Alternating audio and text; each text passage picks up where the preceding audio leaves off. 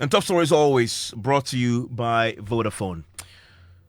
There are more questions tonight for managers of the highly controversial National Cathedral project after they were forced overnight to pull down the image and name of one of Ghana's most respected clergymen, Dr. Mensah Otabel, from the official website of the project. Dr. Otabel, who is also the general overseer of the International Central Gospel Church, was until recently a member of the board of trustees of the National Cathedral project. He, together with 12 other ministers of the gospel, were tasked to lead the execution of the project, which has since been embroiled in controversy. It is emerging this week that Dr. Otabel had resigned from the board of trustees. The reasons are still not yet known, but his name and image had remained on the project website as late as yesterday afternoon. But overnight, the National Cathedral Secretariat was compelled to pull down Dr. Mensah Otabel's image and name, as we are learning he no longer wanted to be associated with the project. The latest action has prompted further questions from anti-graft activists who are demanding full disclosure and questioning the transparency of the project. One of them is former head of the Ghana Integrity Initiative, Vitus Zim. The transparency has not been adequate because we don't even know how the monies are generated and where they are going to. So there's a lot of questions left to be answered. Every project or program that requires the use of public funds needs to be clearly, there's a need for accountability for the generation and utilization of funds that are coming from the public for any project that is being implemented. There's a need for transparency and accountability for the use of any public funds. Well, the project was initially designed to cost $100 million, but the Finance Ministry now says it will cost $350 million.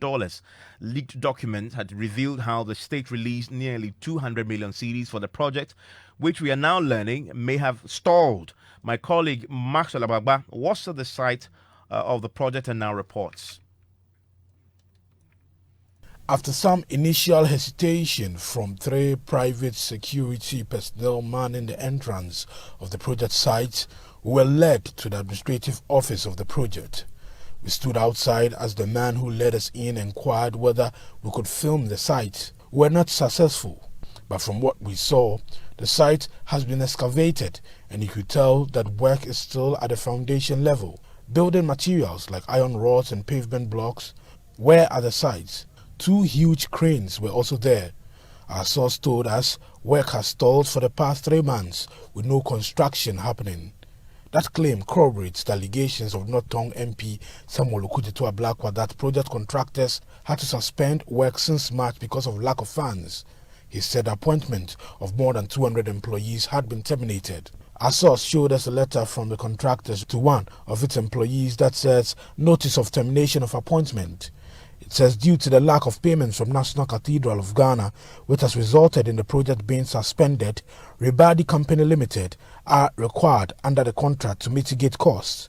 In compliance with such an obligation under the contract, Rebadi Company Limited has no option but to issue the letter of notice terminating the agreement between Rebadi Company Limited and you as per the provisions of your employment agreement. The notice of termination takes effect on the 14th of March 2022. You are therefore requested to hand over all properties, that's safety equipment, etc., belonging to the company in your possession to the HR office by the close of work on the same day. Signed by the project manager, Grant Ramsey. Well, and Maxwell is here with me in the studio. Maxwell, you went to the site. This must have been on Monday, and you followed up to the Secretariat as well. And from what you observed when you went inside, they did not appear to have anybody actually on the site actually working, and when it comes to the project itself and where the foundation was supposed to be. Exactly. So the only people who we saw working were doing administrative work. So that was where we were sent to. That was the office that we were taken to the first time when we got there on the ground.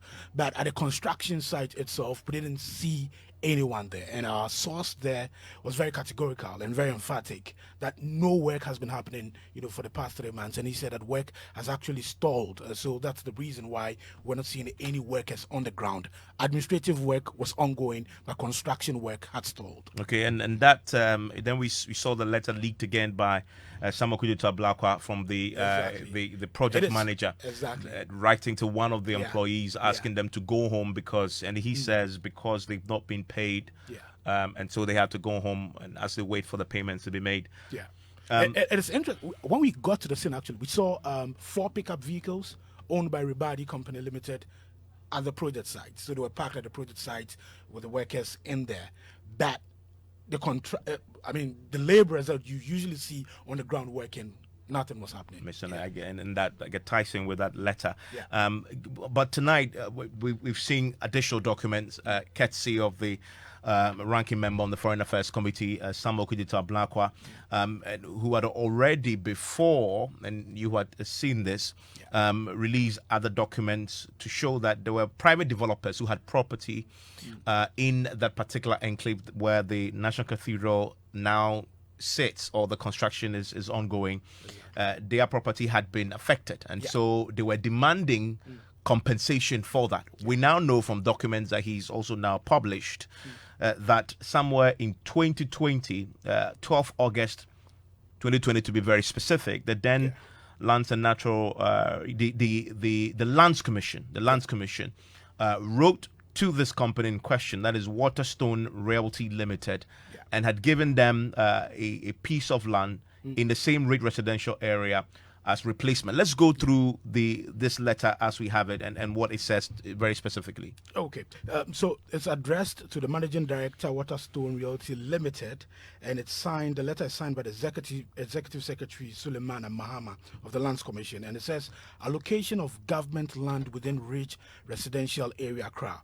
I have the honor to inform you that the Lands Commission has approved the allocation of a plot of land covering approximately 1.26 acres in the Ridge Residential Area, Accra, to you. The land is to be developed for mixed-use purposes.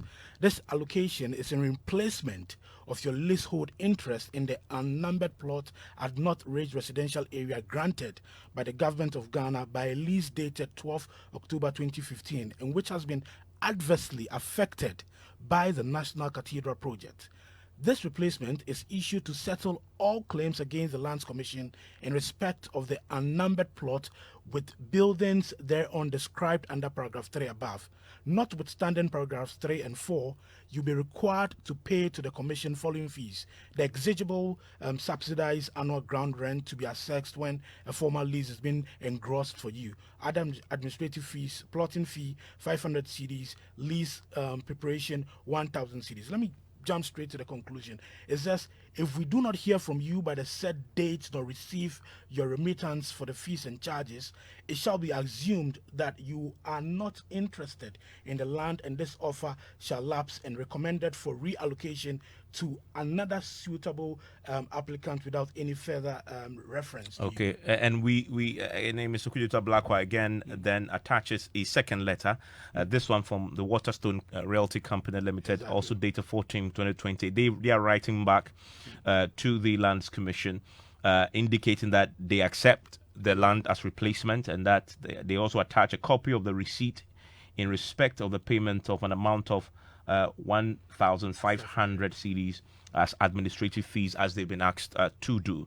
They've been given a piece of land to replace what they got as so private developers were affected. They've been compensated with another piece of land.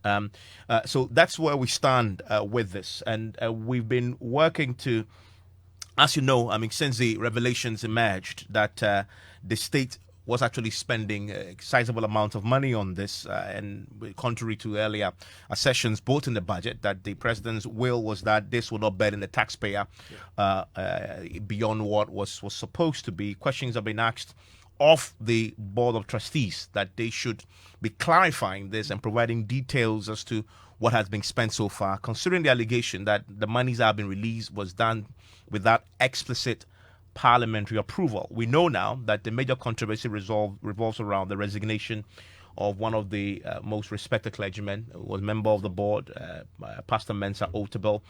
As of yesterday afternoon, if you check the project website, the National Cathedral project website, his name was there. Overnight, that has now been removed because, as we're learning, he insisted, I have resigned and I don't want to be associated. Why is it that my name was still there? And that has now been done.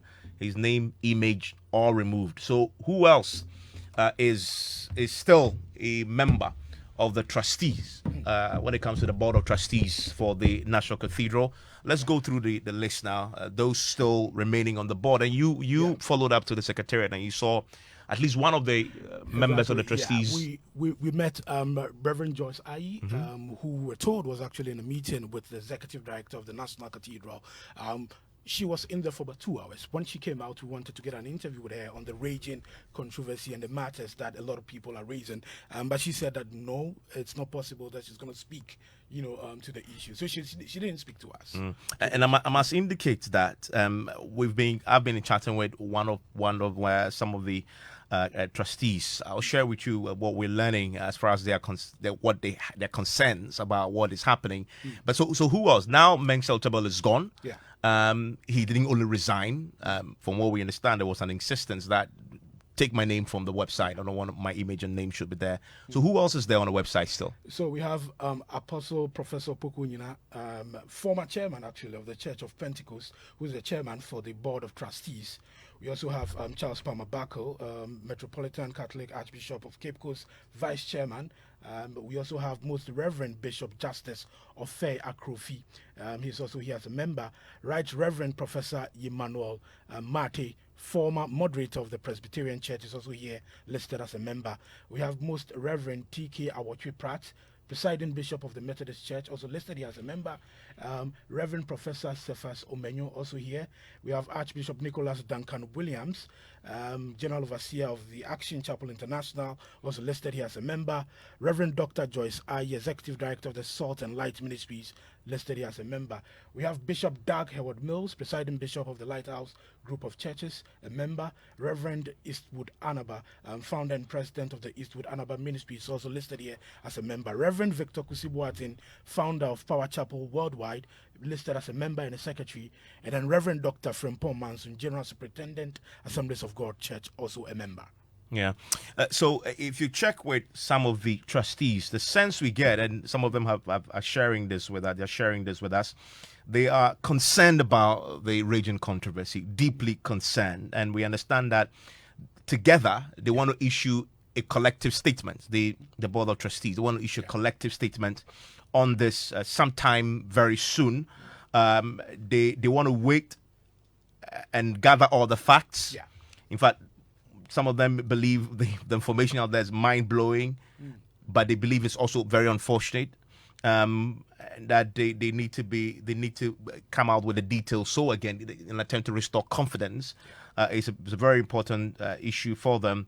And they acknowledge that this is taking a hard hit at their reputations because of all the questions that are being asked, and your name is associated with all the controversies there. They are concerned about that. Their names are on the line there, and they feel deeply saddened by the controversy on the matter, and that they're worried about the politicization of the National Cathedral. So we are very likely to see a statement from the Board of Trustees relating to the National Cathedral pretty shortly on all the issues that are emerging and keep emerging.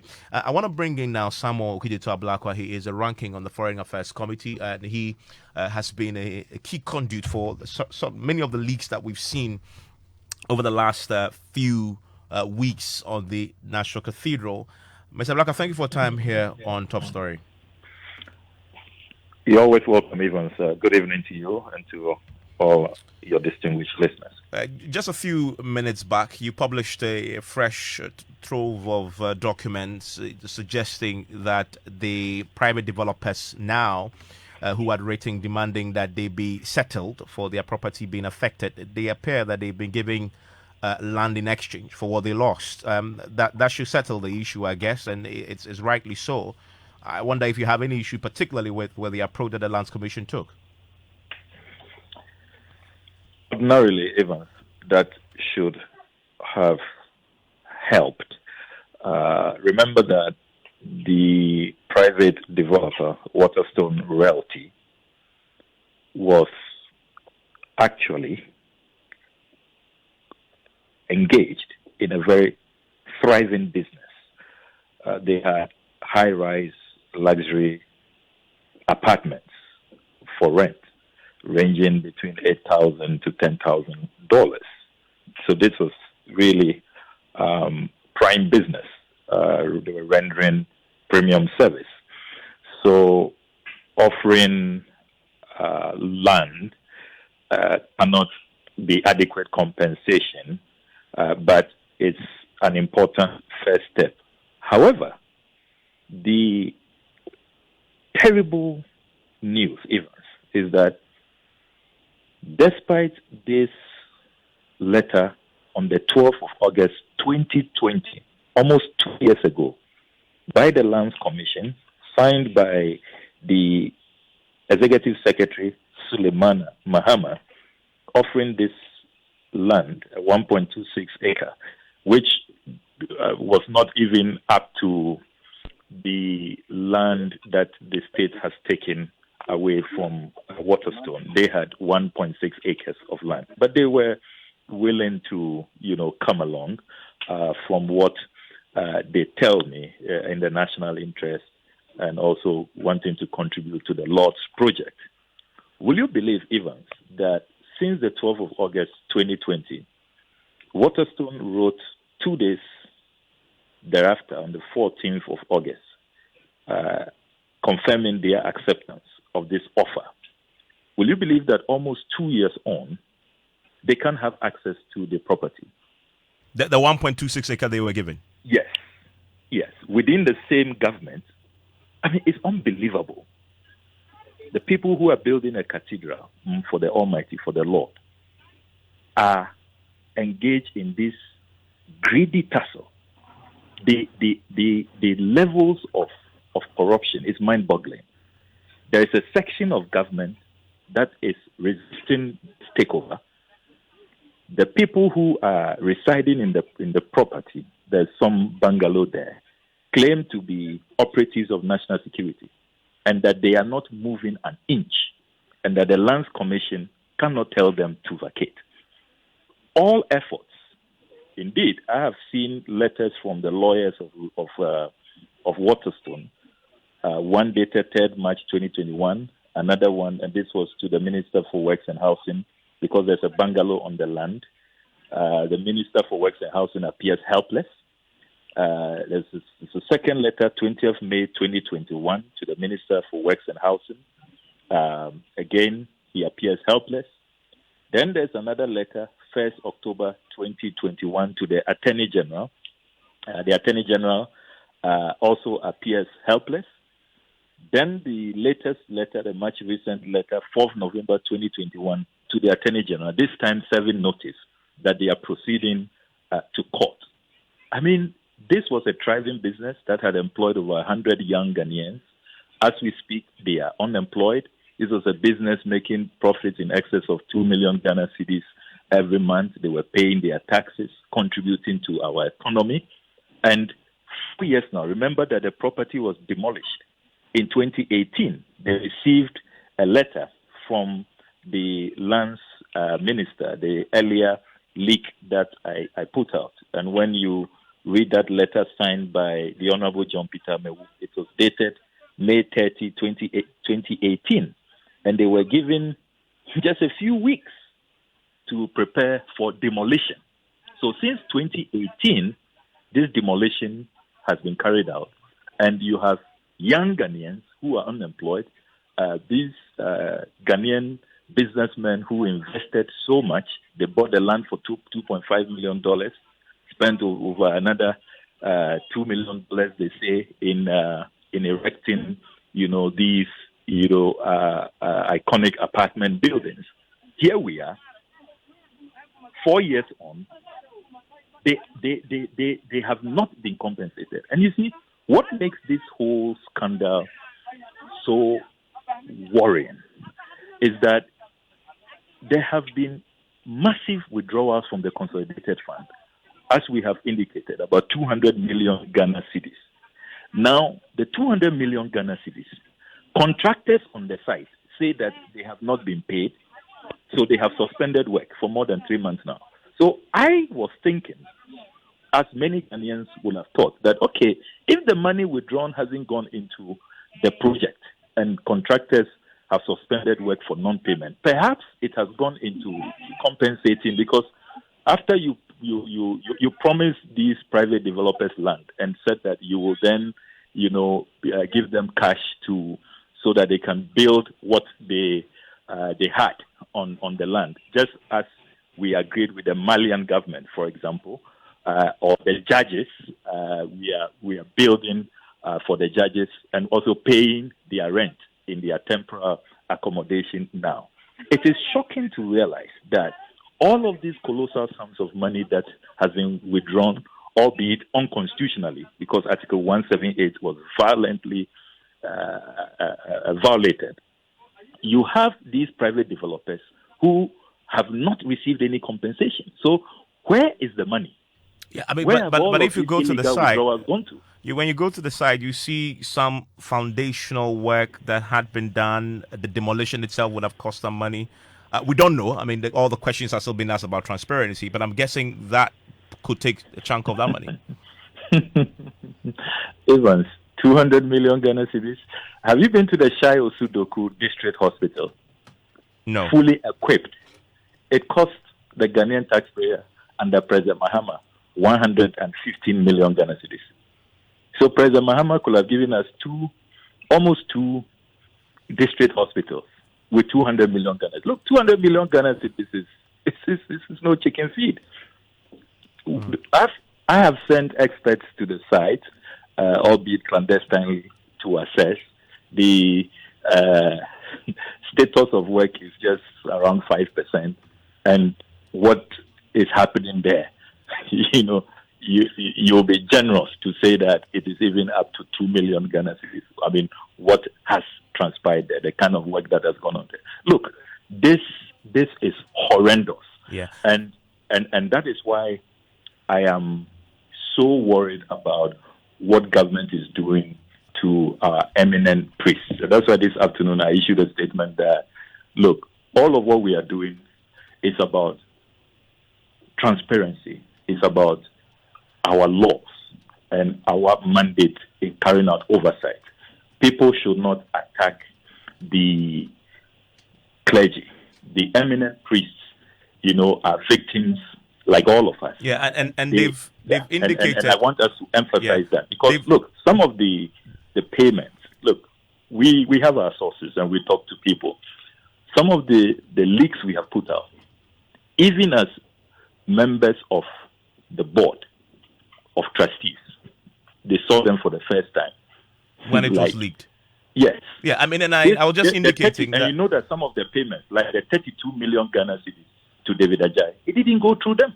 Well, some of them have told us tonight that yes, they are deeply concerned about what is happening, but they're gathering the facts and will be coming out with an official statement on this. But I'm interested a bit more on the compensation that was given to the private developer whose property was affected. You mentioned that it's been 2 years now, because 2020 is when they were given the land, and they accepted the replacement. They paid the fee to access it, and you say they still haven't entered to take possession because there are national security operatives or buildings there that will not relinquish and leave. Yes, there are occupants in the bungalow who say that they work for national security and they are not moving an inch. Yeah, they should go hang. But the lawyers are now proceeding to court to fight this out. Yes, so we have a looming judgment there. But I wonder if the lands minister handed it to them. The lands ministry is an institution. Have they made representations, and what have they been told? The lawyers have written several letters. I have tons of documents here, and the government is no longer responsive. They go back to the Lands Commission. The Lands Commission appears helpless. And what is interesting is that there is another section of government that has interest in the land. Some people who are taking steps to to buy that same land. I mean, it's so murky. I mean, stay with me. Let me bring in Vitus Azim. He's a rights activist. He's an anti-graft activist, and he has tonight been demanding transparency on the back of this revelation. Mr. Azim, so that's where we are with the National Cathedral. A lot of revelation still. We've heard from the finance minister and the secretariat over the weekend, but you say there's a need for more transparency on this. Hello, Mr. Azim.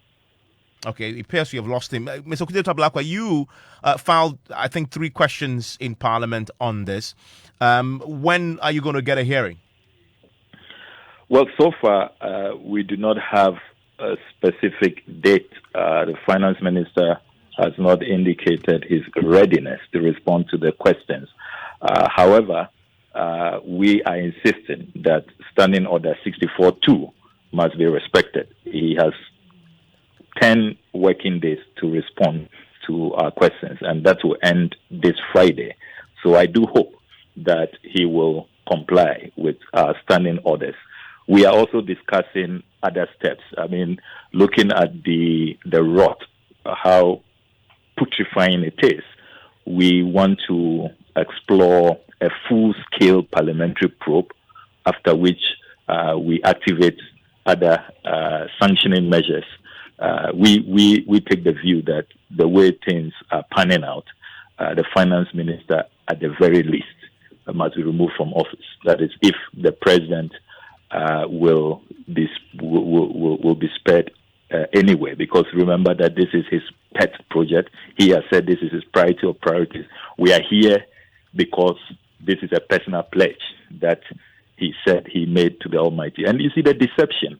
He said that this project will not be a burden to the taxpayer. They are going to mobilize private resources. And that's what he told the priests when he met them. And that is why all of them went out there. The Archbishop Duncan Williams, Reverend Kwabna, Reverend Dr. Kwabna Opunifrimpong, all of them are on record to have said that taxpayer funds will not be used. The Honorable Jamesi, Chieftaincy Minister at the time, assured them time and time again that this will be just a Christian private effort. Public funds, taxpayers' money would not be pumped into this. Now, where we are seeing that really the taxpayer is bankrolling this project, and the lack of sincerity, the lack of fidelity to the law. So all things being equal, Article 78 is very clear. All things being equal, you expect the finance minister this Friday? Yeah, by this Friday, because the 10 working days, this Friday really is the deadline. If he doesn't respond by this Friday, it means that he's breached our standing orders. Okay. Mr. Otabel, thank you very much. There's more on this. We'll get the thoughts of the anti-graft activists who are also now demanding transparency on Newsnight. We start in a second.